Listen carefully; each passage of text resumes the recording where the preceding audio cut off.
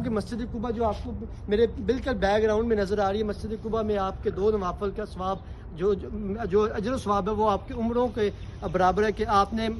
Proper ایک عمرہ کیا ہے، کہ 2 مقبول عمرے کے جتنی دفعہ آپ چل کے آئیں گے، جتنی دفعہ آپ یہاں نوافل پڑھیں گے، جتنی دفعہ آپ نفلی عبادت کریں گے، اور یہ سنت ہے، سنت نبی صلی اللہ علیہ وسلم ہے،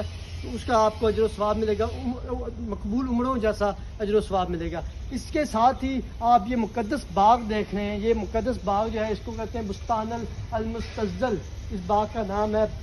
اور یہ سامنے لکھا ہوا ہے۔ اس باغ کو بھی مزید بھی بنایا گیا تھا، بنایا جا رہا ہے، اور اس کو کیونکہ نبی پاک صلی اللہ علیہ وسلم اس باغ کی ایک تاریخ ہے وہ میں تھوڑی سی آپ کو بتانا چاہوں گا کہ باغ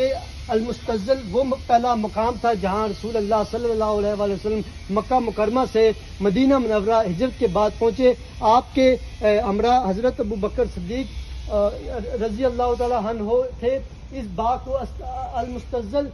چھاؤں والا باغ کا نام دیا گیا، جو حضرت ابو بکر صدیق رضی اللہ تعالیٰ عنہ کے اس عمل کی یادگار ہے کہ انہوں نے رسول اللہ صلی اللہ علیہ وسلم کو دھوپ سے بچانے اور ان کی عزت افزائی کے لیے اپنے کپڑے سے سایہ دیا۔ یہ مقام اسلامی تاریخ کے ایک نئے دور کے آغاز اور ہجری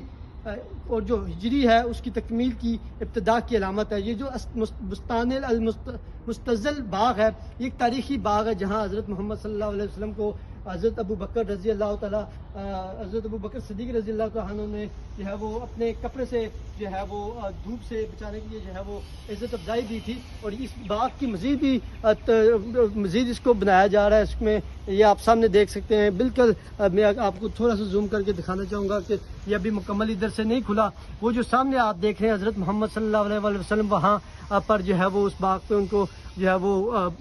وہاں ان کو جو ہے وہ ان کی عزت افزائی وغیرہ ہوئی تھی۔ حضرت ابو بکر صدیق رضی اللہ تعالیٰ عنہ نے ان کو جو ہے ان کی عزت افزائی کی تھی، اور یہ باغ ابھی بھی جو ہے وہ اسلامی طریقے کے لیے ایک بہت زبردست اور بہت ہی تاریخی جو ہے وہ مقام ہے۔ اللہ تعالیٰ یہاں سب کو یہاں آنا نصیب فرمائے اور یہاں سب کو زیارات نصیب فرمائے، مقدس زیارات ہیں، اور اس کو ماشاءاللہ سعودی گورنمنٹ نے بڑے اچھے طریقے سے اس کو ماشاءاللہ مزید بھی اس کو ڈیولپ کر رہے ہیں، اور یہ پرانے جو ہے وہ پرانی چیزیں بھی اور تاریخی ہسٹوریکل چیزیں بھی یہاں اس میں لگی ہوئی ہیں، اور یہ آپ دیکھ سکتے ہیں کہ باغ المستزل جو ہے وہ مزید اس میں ایک چیز لگائی گئی ہے، بورڈز لگائے گئے تاکہ